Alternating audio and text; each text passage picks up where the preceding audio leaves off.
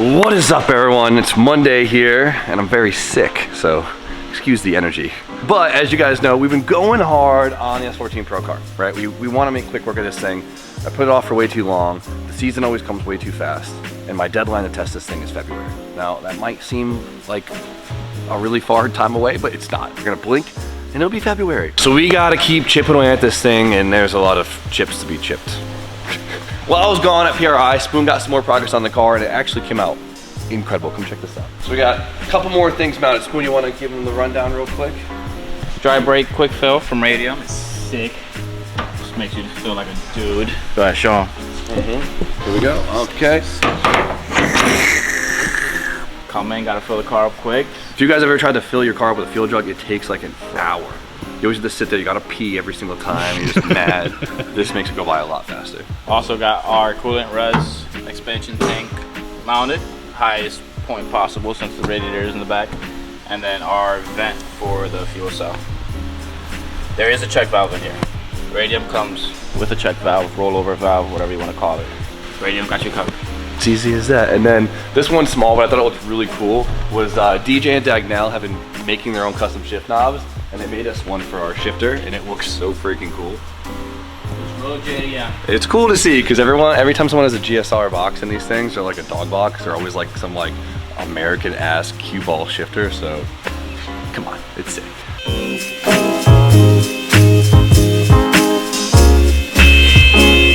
All right, what we can do today is we can actually finally get brakes on this thing. As you guys remember, we made it into a roller. We got suspension on it, arms, everything, even got the hubs on it, but it's never had brakes. And obviously we need those, and they finally showed up, so let's get it together. I'm struggling with it. And that is another huge system cut off the list. My favorite is when we finish a project and we finally get to get rid of the table of bullshit. Now you're probably sitting there, oh Jimmy, what is a world-class, top-tier motorsports drift car used for brake hardware and brakes and such, right? Is that a question? That's what I'm thinking right now. Well, there's many options, but a very popular one. Well, stock Nissan Z32 brakes. Did you not know that's what we're doing? No, I didn't. Yeah, how funny is that? I mean, half the cars in grid have Z32 brakes. I mean, even the BMWs, they have conversions to run a Z32 brakes. Super common. Obviously, you want good brakes. You don't want too good of brakes because you don't want a super touchy brake pedal in drifting. It's a tried and true brake. It has plenty of stopping power. And probably one of the best parts about it is they're affordable and they're plentiful. We actually originally went with some crazy Willwood lightweight brake setup. We were worried because God forbid we ever needed another caliper, had some issues with it. Not only were those American fittings, which are trickier to get, but they're just not common. Whereas Z32 brake, I think half the cars in here, half the cars in the grid will have these on the car, so it makes things a lot easier, especially if the car ends up somehow overseas. That and what you pay for Willwood, so you can buy 2 sets of these. I think more. More. It's nice because there's a bunch of companies that make repop versions of the brakes, right? So these are the fronts, these are done by Power Stop. You can get these things on Rock Auto. The rears, right here, these are made by Rofo. Rofu.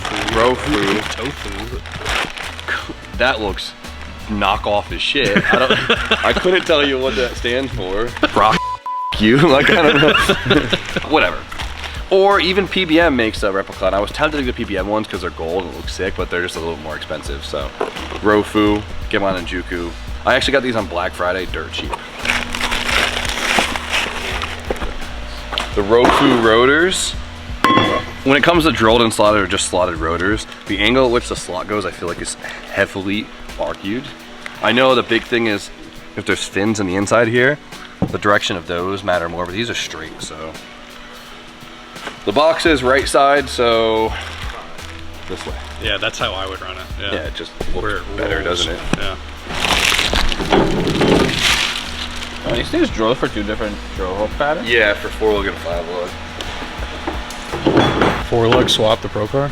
Run Watanabe's on the Pro car.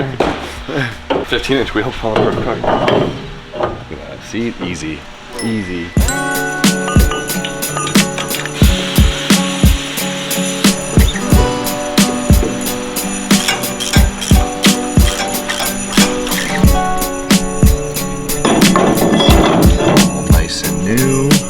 bleed screw always has to be the highest point. If not, you'll try and bleed your brakes for hours and not figure out why. They're always spongy. So, first set, we'll put here. So these are stock brakes, right? So these are stock Z32 twin turbo brakes. And obviously it's like, they bolt onto like every Nissan knuckle ever. They look good, they perform well, they're abundant, they're cheap. Kind of checks all the boxes. Bleed screw on top. I always say you do that once in your life and you never do it again. And then if it wasn't obvious, the calipers bolt straight to the Y-stab knuckles. The dual of the same caliper looks so cool. It does look sick, doesn't it? Got tofu brakes? Tofu, yeah. Tofu. What do you think ROFU stands for? Dude, if I guess, it's gonna be insulting. Fair. So I'll just leave it at that.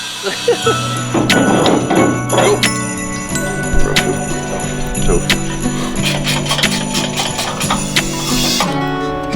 Alright, well I swore they came with pads and they didn't, so I can't fully finish up today, which kind of sucks. But seeing it with brakes on is one step in the right direction and it's exciting to see. But now that we have the calipers bolted up, we could plumb it. We can get the secondaries into the handbrake, we can start running the hard lines in the front and in the rear, and so it allows us to get to the next step, which is huge.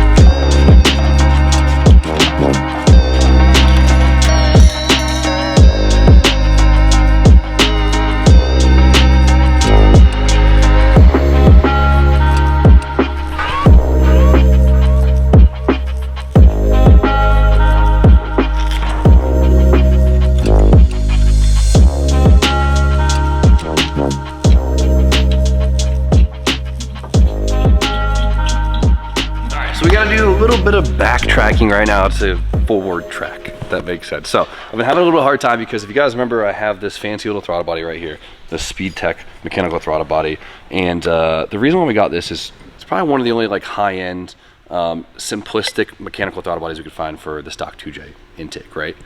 I didn't want to go with this crazy 90 mil LS style throttle body or forward-facing plenum. I wanted to keep it simple. I didn't want to go e-throttle in this car, which we could explain later on. But the problem is, this is meant for Supras. And what engine did the Supra come with, Austin? 2J GTE non-VVTi. Non-VVTi. And this is a VVTi engine. And so the bolt pattern for the intake right here is quite different. Very un-Toyota of them. Yeah, it's weird for Toyota. It is weird for Toyota, right? So we were gonna modify it. See my little holes to actually make this bolt on. We were actually gonna weld to this. We were plotting. I was like, oh God, how do we make this work? And then, well, I just learned that you could take a non-VVTi upper and it bolts to a VVTi lower. Dun dun dun, I had no idea. I know the head flanges were different, but it's a two-piece intake, so the middle flange is the same. That's very Toyota of them. That's so weird that like some pieces would work, some pieces don't. It's so random. One thing that sucks is these are really expensive. But the good thing is this car is e-throttle, right? So we could put the VVTi intake on here as long as I get a VVTi to e-throttle intake adapter. So we're gonna 2-for-1 it. Instead of having to buy $800 intake. Little swap right here? Little swap-aroo. parting out my 2JFRS. Nope. Readjusting. It does hurt my soul to take this car apart, but it's a 2-for-1. You know what I mean? So having to buy an $800 intake, I could just buy a $150 adapter plate, and we have, you know, 2 working cars. 2 working cars.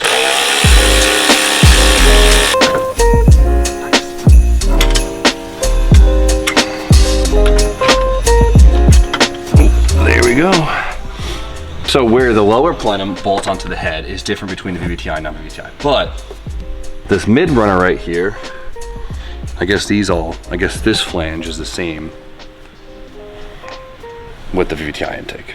So this should bolt together. Hopefully it is.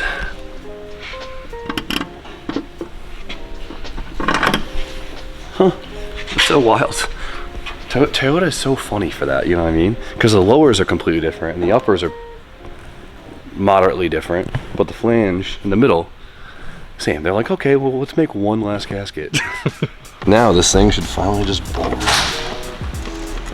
All that for a damn throttle body. All right, now that we have this actually on, that could allow us to get to the next couple steps. One, we could, well, mock up our intercooler. Since we know our turbo location, we know this location now, we can get the intercooler in there and connect it, which would be huge. But an easy thing that we can get to right now is going to be the throttle cable. Pop, pop, pop. So we're running stock pedals because we're making the car pro spec legal. I was tempted to do e-throttle, but I wanted to keep it a little more simple. One less thing to fail, as much as I do love e-throttle, so we're gonna keep it with mechanical throttle body here. And the big question is, oh man, Jimmy, what throttle cable do you use, right? It's a S14. Usually the throttle cable's over here, it's super long. This is an R32 GTR throttle cable. I've used these on a lot of swaps because they're super short. It might be too short or it might be perfect. We're gonna find out right now. I mean, you can buy them brand new. They're like 90 bucks, so I'm feeling good about it.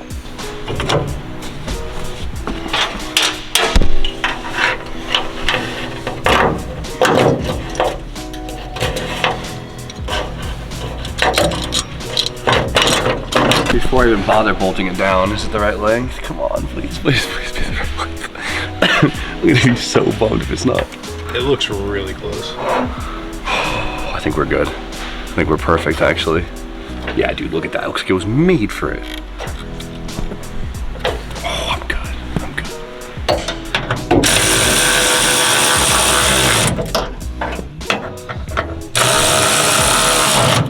Like how many extensions I have? My body hurts so bad today. I'm not getting down in there. Oh, come on, baby. Come on. Fit in there. Come on, barrel end, get in there. Why is that tight? If this is tight, I'm gonna be tight. So it's made for a GTR out of Supra. No, it should fit right in. It should fit in. Yeah, it's funny, you're like putting a GTR throttle cable on a Supra. There we go. Perfect. It's close. I'm nervous it might not have enough cable throw. All right, do me a favor. Hit the gas pedal for me while I hold it in place. That's the wall. All right, look up. Okay, yep, it's on the close side, but she'll work, for sure. Putting GTR parts on my 2JZ Swap 240SX. Whoa, it's like a cornucopia, but of bullshit. Like, Put it in the cornucopia. all right, so we gotta make a throttle cable bracket, which should just be a couple of strips of steel, a little bit of welds, a little bit of holes. Shouldn't be too bad.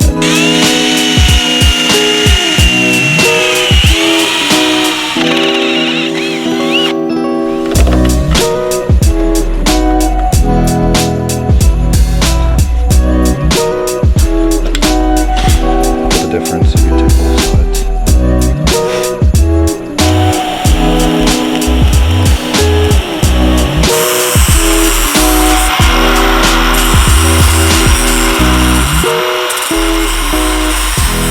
Go. Little throttle cable bracket. It's like it's OEM, baby. A wee gem. Look at that, look at that. You know what's super exciting about this?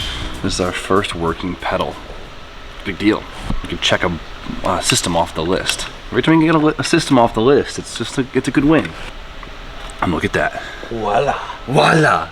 Official R32 GTR throttle cable. I'm assuming all the GTRs have very similar length throttle cables. They're less than $100 brand new. And if you have a JZ, look how perfect that length is. You ready? You ready? That's it. It's exciting. It's like such a small win, but it also feels huge at the same time. It's like, that's a working system. We have a lot done, but we don't have any working systems yet. It just feels crazy that this car is actually going together now. I know, it felt like almost like a mystical creature for a while, you know what I mean? Yeah. Also like the idea of like owning a pro car. Imagine like building and owning one of those things and you don't, I don't know. You just don't think that you'll get to there? Yeah, and then it's just like, oh wait, we're like halfway there. That's sick. Maybe a little, maybe like 65%. I'll say 65%. Some upper rad mounts. Some rad looking rad mounts.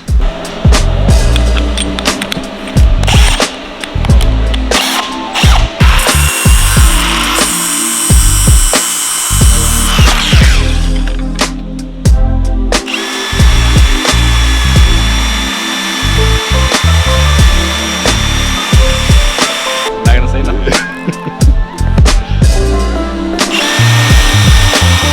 4 inches is a lot. It's 4.5. More than I got to work with.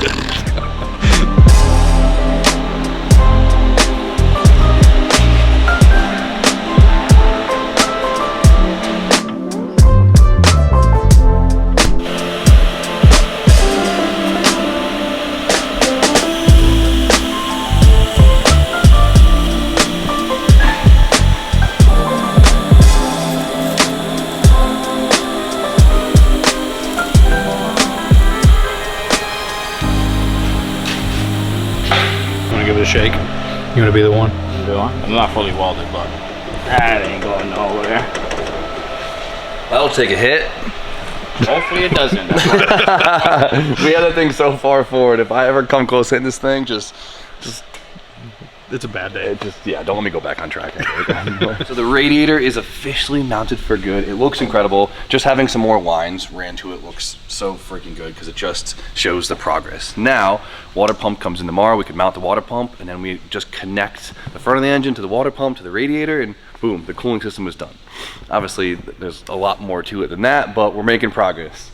So it's a steady pace. There's gonna be a lot of moments from here on out. It's gonna feel like we're working our butt off but not really getting anywhere, but it's gonna just all of a sudden fall together. That's just what happens at this point in the builds. But I hope you guys are enjoying it because we do have a lot of work ahead of us, but it is super exciting watching this thing come together. It is turning into quite the masterpiece. For now, I appreciate you guys enjoying the video, me being absolutely brain dead and way too sick to be here, but we're making it happen. So for now, you guys know the deal. Like, comment, subscribe, stay tuned for our content. We'll see you guys very shortly.